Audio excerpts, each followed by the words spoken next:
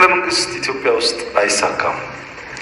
በኢፌዴሪ መንግስት ውስጥ አብይ አህመድ ሶስተኛው ጠቅላይ ሚኒስትር ናቸው። ከሳቸው በፊት የነበሩት ሁለቱ ጠቅላይ ሚኒስትሮች አንድም ጊዜ በፓርላማ ውስጥም ሆነ ከዚያ ውጪ ስለ መፈንቅለ መንግስት ሲያወሩ ተደምጠው አያውቁም። አብይ ግን ባለፉት 6 ዓመታት መፈንቅለ መንግስት የሚለውን ወታደራዊ ሁኔታ ከራሳቸው ጋር እያገናኙ በፓርላማ ብቻ ከ5 ጊዜ በላይ ጠርተውታል። ከፓርላማ ውጭም በሌሎች አጋጣሚዎች ይህንኑ አንስተው ስለ ወታደራዊ ፍንቀላ ሲናገሩ ተደምጠዋል። አትፈነቅሉኝም እንደ ብረት ጠንክሬያለሁ ካሉ በኋላ የሆኑ ግለሰቦች በአንድ ወዳጅ አገር እገዛ ሊፈነቅሏቸው እያሰቡ መሆናቸውን አብራርተዋል። የደህንነትና የመከላከያ ተቋሞቻቸውን መፈንቅለ መንግስት እንዳይደረግባቸው አድርገው እንዳዋቀሩም ይናገራሉ። በእርግጥ መፈንቅለ መንግስት ሊያደርጉ እያሴሩ ነው የተባሉት ሰዎች የሚገኙት በጠቅላይ ሚኒስትሩ ምናብ ውስጥ ነው ወይስ በገሃዱ ዓለም? እንዳሉትስ የደህንነት መስሪያ ቤቱን ለሲሳይ ቶላ፣ የመከላከያ ደህንነቱን ለጌታቸው ጉዲና፣ የኤታማዦር ሹምነቱን ለብርሃኑ ጁላ፣ ፌዴራል ፖሊስን ለደመላሽ ገብረ ሚካኤል መስጠታቸው ብቻውን ከፍንቀላ ይታደጋቸዋልን? ይህ የእሳቸውስ ንግግር የሚያመለክተው ስጋትን ነው ወይስ በራስ መተማመንን? የሚሉትን ጥያቄዎች ከመመለሳችን በፊት አብይና መፈንቅለ መንግስትን ብቻቸውን እንመልከታቸው። ትናንት ያሉትን ከማለታቸው በፊት ባለፉት 5 ዓመታት ደጋግመው ስለ መፈንቅለ መንግስት ከመናገራቸው በተጨማሪ የፍንቀላ ሙከራ ተደረገብኝ ብለው የአማራ ክልልን ሲጠቅሱ ቤተ መንግስት ገብተው ሊፈነቅሉ የነበር ያሏቸውንም ወታደሮች ሲያነሱ ነበር። ደግሞ በክልል ደረጃ ፍንቀላ የሚባል ነገር አለ እንዴ የሚያስብል ቢሆንም በዚያ የግርግር ሰሞን እሳቸው ያሉት ሁሉ እንደ ቅዱስ ቃል ይታመን ነበርና ፍንቀላ ተሞከረብኝ ብለው ተናገሩና ይኸው ሲራገብ ከረመ። እሳቸውም የፍንቀላ ዕቅዱ ባህር ዳር ላይ ብቻ የሚቆም አልነበረም በማለት ጄኔራል ሰዓረ የተገደሉት በፌዴራልም ደረጃ ታስቦ ስለነበር ነው አሉ። እንዴት ሰው አምባቸው መኮንን ይገላል? አምባቸው መኮንን እንኳን ልትገለው ልትቆጣው የሚያሳሳ ሰው ነው። ይህንን ፍልቅልቅ የገደለ ጭንቅላት ራሽናል መሆን አይችልም። አያውቀውም። ቀበሌ ላይም ወረዳ ላይ መፈንቀል የሚችል ይመስለዋል። እንዴት ሰው ሰዓረ መኮንን ይገላል? ሰዓረ መኮንን እንደ ዳቦ እንደ አበሻ ዳቦ ከታችና ከላይ እሳት እየነደደበት ጓዶቼን ቀብሬ የመጣሁበትን ኢትዮጵያን አላፈርስም እኔ ፈርሳለሁ ያለ ጀግና እንዴት ይገላል ሰው? በዚህ ንግግር ውስጥ እነ ጄኔራል ሰዓረን የገደላቸው ማን እንደሆነ ለመጠርጠር ንግግራቸው ብቻ ሳይሆን አመልካች ጣታቸው በሚገባ የሚያመለክት ቢሆንም ጉዳያችን እሱን መመርመር አይደለምና እሱን ትተን ንግግራቸውን ስናዳምጥ ስም ባይጠቅሱም እኔ ስላልተገደልኩ ነው እንጂ መፈንቅለ መንግስት ነው ለማለት ሲዳዳቸው እናገኛቸዋለን። ሌላው ስላልተሳካ መፈንቅለ መንግስት አይባልም አሉን ሲሉም ደበስበስ አድርገው ነገሩን እሳቸውን ለማመልከት በሚመስል ሁናቴ በገደምዳሜ ይገልጹታል። ሌላው ስላልተሳካ እንዴት መፈንቅለ መንግስት ይባላል ይሉናል። መፈንቅለ መንግስት ነው። ይህ ህገ መንግስታዊ መፈንቅለ መንግስት ነው። ክቡርነቱ ህገ መንግስታዊ መፈንቅለ መንግስት የሚባል ነገር አለ እንዴ የሚለውን ጥያቄ እንደዋዛ አንስተን እሳቸው ስለ መፈንቅለ መንግስት ማውራት የአማራ ክልሉን የ2011 ሁነትም መፈንቅለ መንግስት ነው ብሎ ይህንን ሁሉ ማብራራት ያስፈልጋቸው ለምንድን ነው ለሚለው ጥያቄ ምላሽ የምናገኘው ከዚያ በኋላ መከላከያ ሰራዊቱን ሲያፈርሱትና የደህንነት መስሪያ ቤቱን ሲበትኑት ነው። እሳቸው ይህንን ያደረግኩት ከግብፁ ሙርሲ ተምሬ ነው ባይ ናቸው። የብልጽግና ታማኝ ካድሬዎቻቸውን ሰብስበው መፈንቅለ መንግስት እንዳይካሄድ ከሁሉ አስቀድሜ ሰራዊቱን ሪፎርም አድርጌዋለሁ፣ ይህንንም የተማርኩት ከግብፁ ሙርሲ ነው ብለዋቸዋል። ግብፅ ሙርሲ በከፍተኛ የህዝብ ድምፅ ነው የመጣው። በህዝብ ድምፅ ነው የመጣው። የመጀመሪያው ዴሞክራሲያዊ ፕሬዝዳንትም ነው ይባላል። በምርጫ የመጣ ህዝብ ሙቭመንት አድርጎ እንደኛ በምርጫ መጣው። በምርጫ ሲመጣና በሆያ ሆዬ ውስጥ ሲቀመጥ የሴኩሪቲ ሰርቪስ ሪፎርም ፕራዮሪቲ እንደሚገባው አውቆ ስላልሰራ ሴኩሪቲው በላው። ከሙርሲ ተማር። ሴኩሪቲ ሰርቪስ ሪፎርም ያስፈልጋል፣ ካልተገራ በማንኛውም ሰዓት መፈንቅለ መንግስት ሊል ይችላል። በሆያ ሆዬ ውስጥ ተቀምጦ የጸጥታና ደህንነት ተቋሙን ሲያሻሽል በመቅረቱ የደረሰበትን ችግር ከሙርሲ ተማርን የሚሉት ጠቅላይ ሚኒስትር አብይ እንዳሉት አድርገዋል። የግብፁ መሐመድ ሙርሲ ፍንቀላ የገጠመው ተመርጫለሁ ህዝብ ይወደኛል ብሎ በመቀመጡ ነው የሚሉት ጠቅላይ ሚኒስትሩ ያኔ ከአገሪቱ ብሔራዊ አጀንዳዎች ሁሉ ቅድሚያ የሰጡት ጉዳይ መከላከያ መሆኑን ደጋግመው ተናግረዋል። በዚህም በመጀመሪያዎቹ 6 ወራት የሰራዊቱን አዛዦች በራሳቸው ታማኞች በመሙላት የማይወዷቸውንና ያሰጋሉ ያሏቸውን ሰዎች በጡረታ በማሰናበት የራሳቸውን ሪፐብሊካን ጋርድ በማቋቋም አሳለፉ። በእርግጥ እሳቸው ይህንን ሪፎርም ሲሉ ነው የሚጠሩት። ወታደሮችን በብሔራቸው ምክንያት ማባረርና መሾም በብልጽግና አእምሮ ሪፎርም ይባላል። የጸጥታ ተቋማት ማሻሻያ የሚሉት እንደ ሙርሲ ላለመበላት የተከተሉትን ዘዴ ነው። በእርግጥ የትኛውም መሪ እንዲህ ያሉ አደጋዎችን ለመከላከል መሰል እርምጃዎችን መውሰዱ የማይጠበቅ አይደለም የሚሉ አንድ የሰራዊቱ መኮንን የኢትዮጵያው ጠቅላይ ሚኒስትር ግን ልምድና አቅም የነበራቸውን ሰዎች በማባረርና በመሻር ለአገር ሳይሆን ለሳቸው ታማኝ የሆኑ ሰዎችን ከጡረታ ቤታቸው ጭምር እያመጡ መደቡ። ይህም በመስሪያ ቤቱ ውስጥ ተረጋግቶና በአንድ ቦታ ላይ ሰንብቶ ስራ እንዳይሰራ አደረገ ይላሉ። ጠቅላይ ሚኒስትሩ ጄኔራሎችን በአንድ ኃላፊነት ላይ እንዳይቆዩና ከሌሎች አባሎች ጋር የበለጠ የተለማምደውም ክፉ እንዳያስቡ ይሰጋሉ ሲሉም ያክላሉ።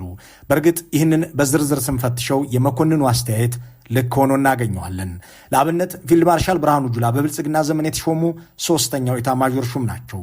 ምክትል ኤታማዦር ሹሙ በተደጋጋሚ ተቀያይሯል። የመምሪያ ኃላፊዎች በተደጋጋሚ ተሹመዋል፣ ተሽረዋል።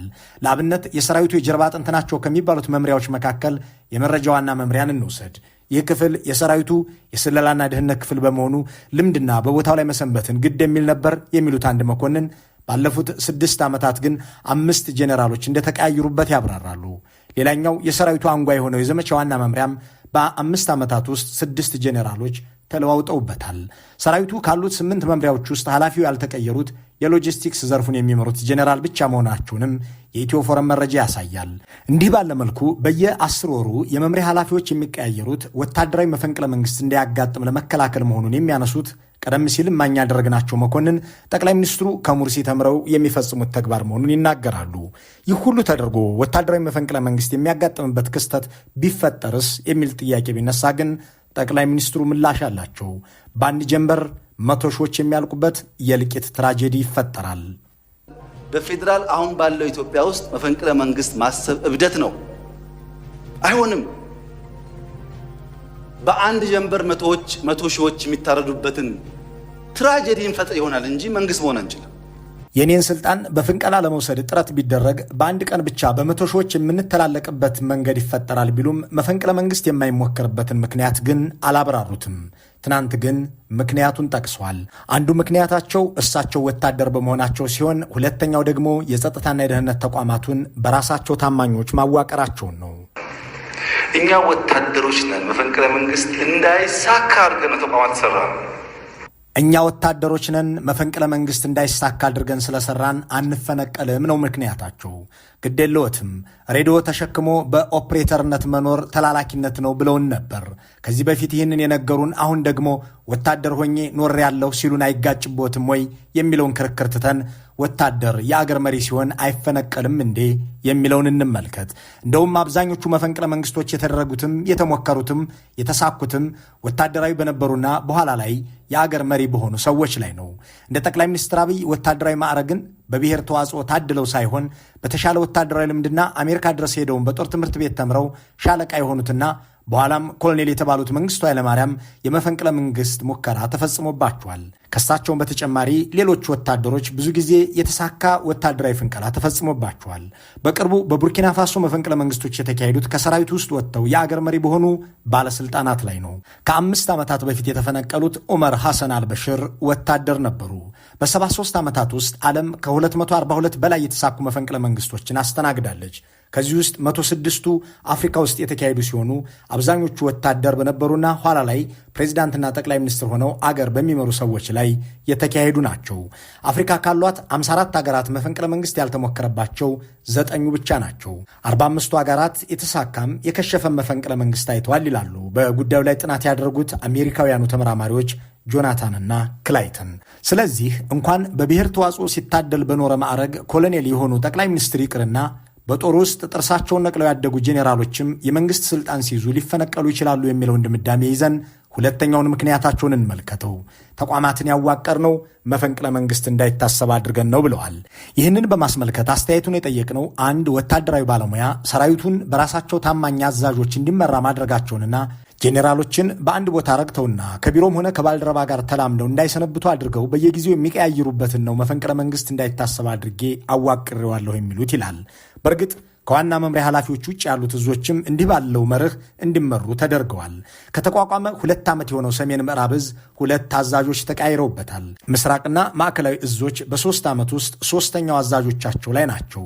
በአንድ ቦታ ላይ የሰነበተና የተረጋጋ ጄኔራል ወዳጅና አንጃ ሊፈጥር ስለሚችል እንዳይከርም የሚያደርጉበትን አካሄድ ነው እሳቸው አዋቅሬዋለሁ መፈንቅለ መንግስት አያሰጋኝም የሚሉት። በመከላከያው መጠበቅ አያዋጣም ብለውም እሳቸውንና ቤተሰባቸውን እንዲጠብቅ ያቋቋሙት ሪፐብሊካን ጋርድም ከዚህ ከአመራሮች መለዋወጥ አላመለጠም።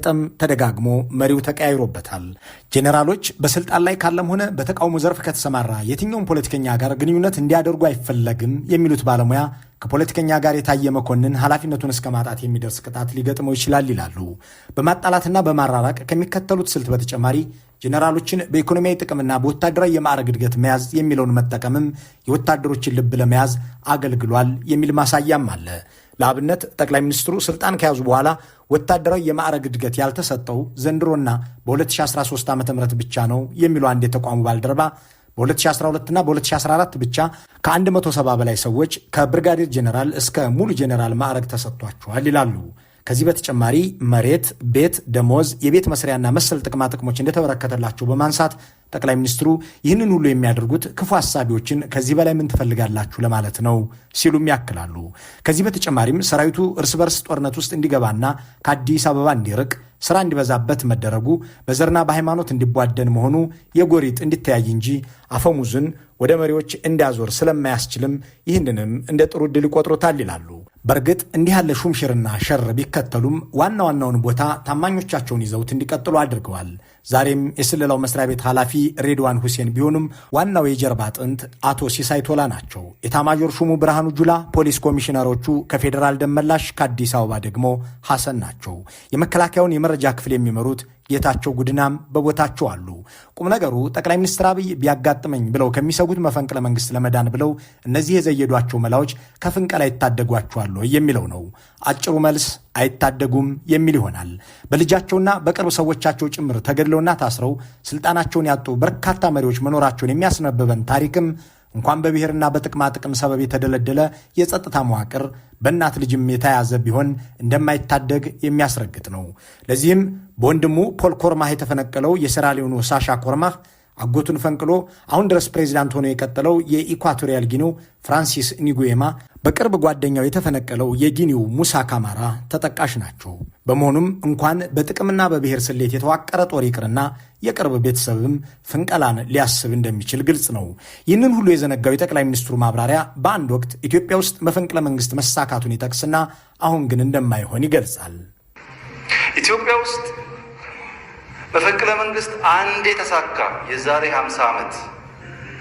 ከ50 ዓመት በኋላ ብዙ የሚረቡና የማይረቡ ሙከራዎች ነበሩ፣ አልተሳኩም። አሁን ጭራሽ አይሳካም፣ ጭራሽ። ክቡር ጠቅላይ ሚኒስትር ሆይ ታዲያ ካልተሳካና ስጋት ካልሆነቦ እንዲህ በብስጭት ማውራት ለምን አስፈለገው የሚለውን ሐሳብ ትተነው የዛሬ 50 ዓመት ኢትዮጵያ ውስጥ የተሳካ መፈንቅለ መንግስት መካሄዱን ያነሱት ላይ እናተኩር። በእርግጥ እሱ አብዮት እንጂ የመንግስት ፍንቀል አይደለም የሚለውን ክርክር አልፈን ከ50 ዓመት በፊት ከተሳካ ዛሬ ለምን አይሳካም? የያኔውን መፈንቅለ መንግስት ያደረጉትም ወታደሮች ናቸው፣ ለዚያውም ሻለቆች። ያኔም እርስዎ አሁን አደረግኩት እንደሚሉት አፄ ኃይለሥላሴ የራሳቸውን ታማኝ ጄኔራሎች በጦሩ ውስጥ መድበው ነበር። የራሳቸው ሪፐብሊካን ጋርድ የክቡር ዘበኛ ሰራዊትም ነበራቸው። ግን ከመፈንቀል አልታደጋቸውም፣ ጄኔራሎቻቸውም ከሞት አላመለጡም የሚለውን ታሪካዊ ማስረጃ ከሳቸው መከራከሪያ ላይ መውሰድ ይቻላል። በእርግጥ መፈንቅለ መንግስት የህዝብን ትከሻ ለሌላ አምባገነናዊ ስርዓት መሸከሚያነት የሚያመቻች የማይመረጥ መንግስት መለወጫ መንገድ ነው።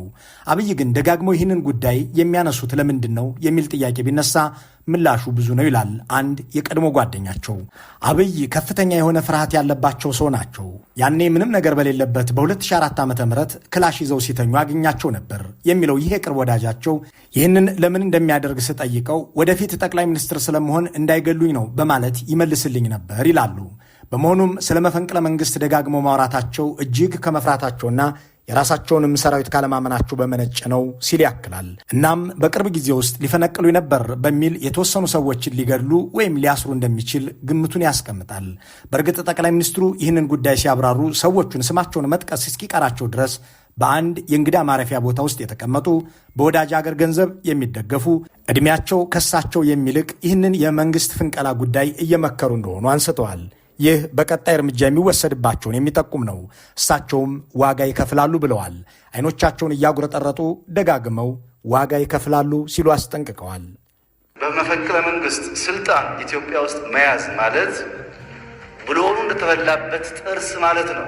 የሚሽከረከር እንጂ የማይሻገር። በተደጋጋሚ እንደዚህ አይነት ምክር ስንለግስ ቀለል አድርገው የሄዱ ሰዎች በኋላ ዋጋ ይከፍላሉ።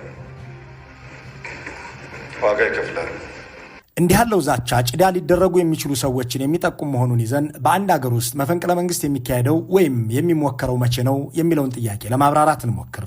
የእርስ በርስ ጦርነት ሲበዛ፣ የአገሩ መንግስት በህዝብ እንደተጠላ በወታደሮች ሲታመን፣ አንድ ግለሰብ ፈላጭ ቆራጭ ሆኖ በአገሪቱ ውስጥ በአድራጊ ፈጣሪነት ሲቀጥል፣ ህዝብ በመሪውና በመንግስት እንደተማረረ ሲታወቅ፣ ወታደሮች መንግስታቸውን ለመፈንቀል እንደሚንቀሳቀሱ የፖለቲካ ታሪክ ያስተምራል።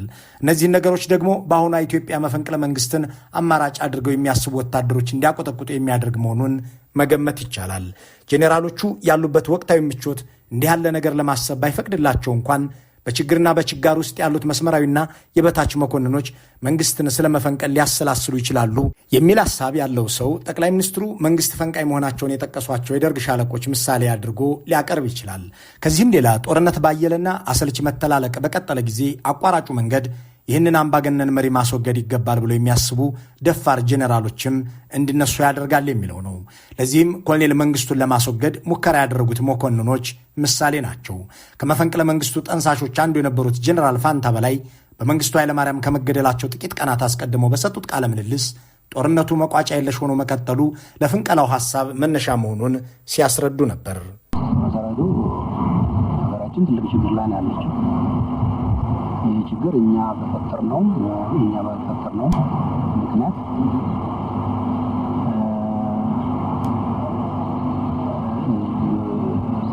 ኮንቲኒየስ በሆነ ዘመቻ ጦርነት ላይ ነው ያለችው። ይሄንን በግድ